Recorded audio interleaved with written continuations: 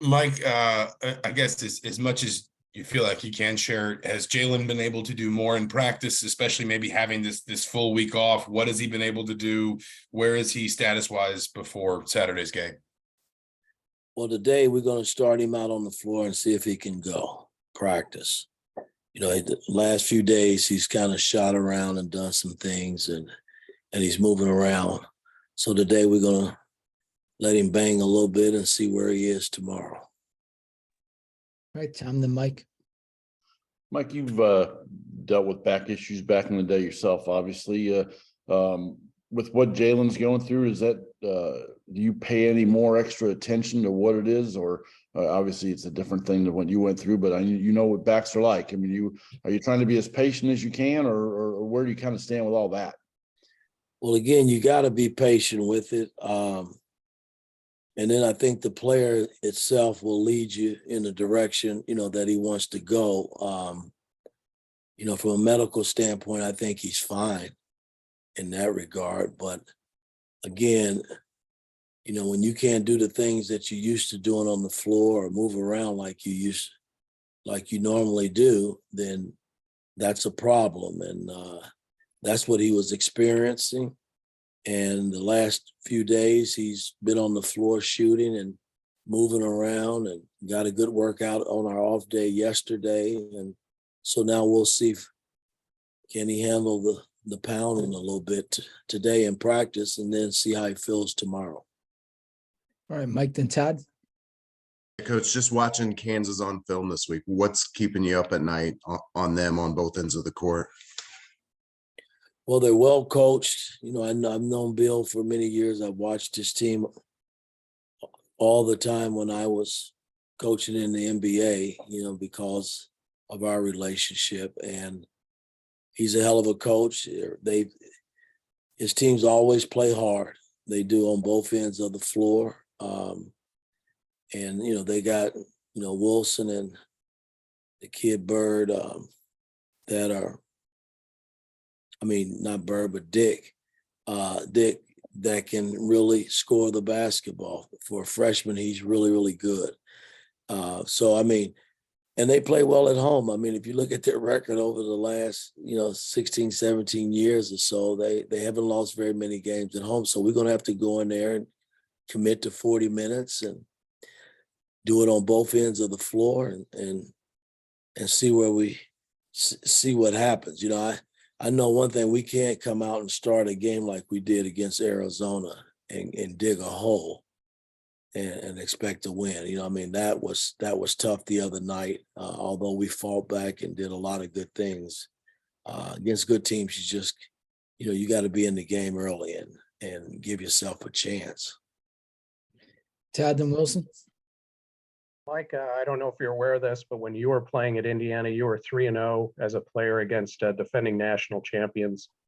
Is there anything you can impart from your experience of the anticipation of playing in a game like that? And also generally, how much do you like to use your own playing experience as a teaching tool? Well, I always tell these players it's really not about me. My day, is behind me in terms of when I played. And I didn't know that stat either that you just threw out there.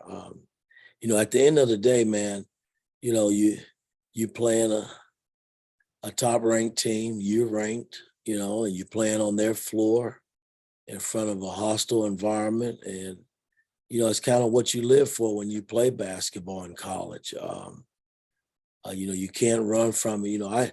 I just try to get our players to understand that, hey, you got to seize the moment. This is a big time game. It really is going to be national televised, and you got a chance to go in and do something that a lot of teams hadn't done in years there. They haven't lost very many games in the last 16 or so years. I think it's like, I don't want to say it's like maybe 5, 6, 7. It ain't a lot of games that they've lost there in that field house. So, we just got to go in and play with some confidence. That's going to be a big key, and compete for 40 minutes.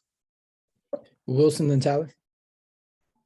Mike, when Race is knocking down threes like he was against Arizona, how does that help the other four guys on the court when he's making them like that? It helps a lot because, he had been struggling, man. He's had some of the same looks that he had last season that he was knocking down. And, to see him make, 4 threes like he did, man, we needed every bit of it to even stay in the ball game. But it lightens the load for guys like Miller, who's been shooting it well, and Tamar and X. If I can get X to make them, and, if we can get Jalen back and he's knocking some down. And even Gallo, Gallo's been shooting a lot of them in practice, and he's been making some. So, when you shoot it, you got to feel good about shooting it. And we put up 25 the other night and shot, a high. I think we made 10 or 11 the other night, which is good for us. But, there's other parts of the game that we got to correct and be better at, I think. Tyler, then Pete. Hey, Coach. Hope you're doing well. Wanted to ask about Tamar Bates. What do you just enjoy about coaching him? Well, again, he's playing well for us. I envision when I bought Tamar in, I bought him in to be a starting 2. And last year, he had his ups and downs on some of the things that he was dealing with. And this year, he's starting to grow as a player. He's doing some things. I thought when we started our journey at the very beginning, he was one of the best players on the floor, him and Xavier.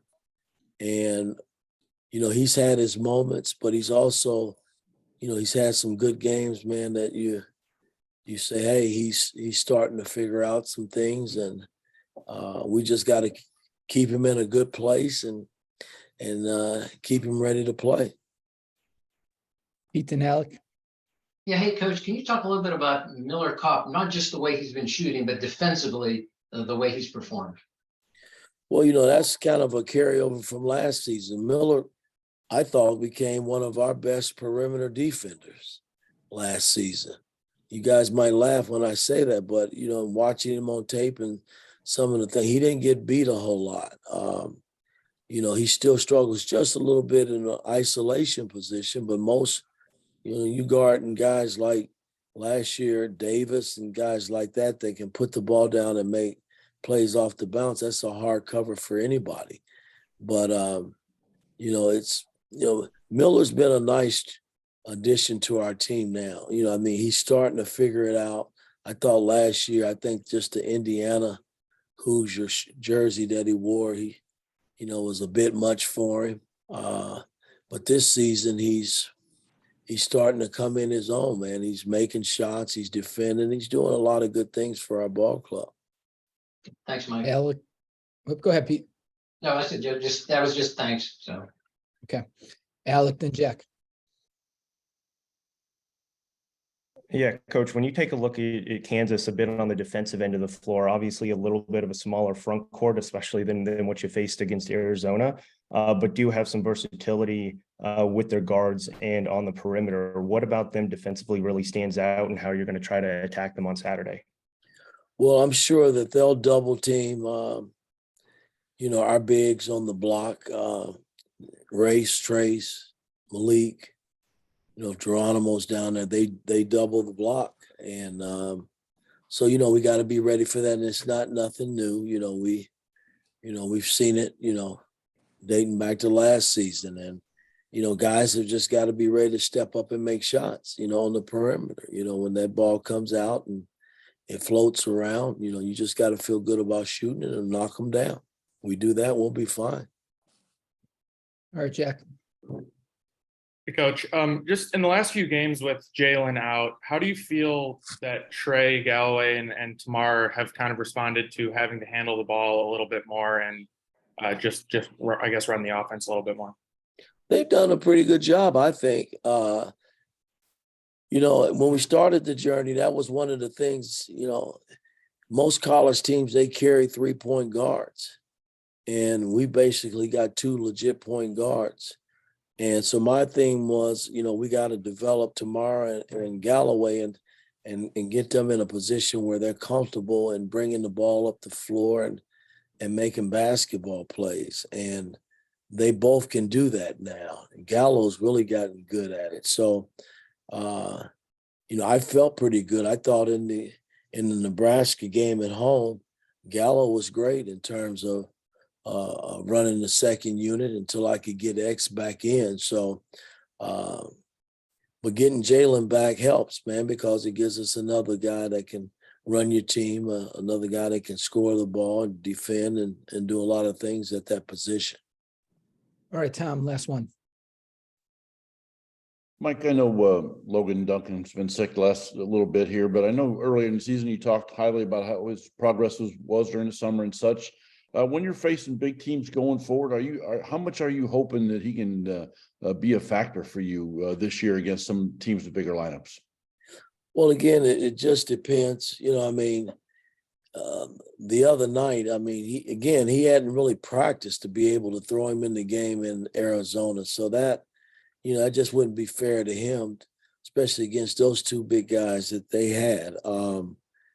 But moving forward, once he, gets back into some game shape and starts practicing, this week was the first time we really had a chance to really get after one another. And, it's been a couple tough days of practice, and so, moving forward, if he's in a position where I can throw him in, he's done some good things for us. Early on, I date back to last season, even the little small minutes that he got last season, he was productive. So, I won't be scared to throw him in if there's foul trouble or anything like that, but we got to get him back physically ready. All right, thanks, Coach.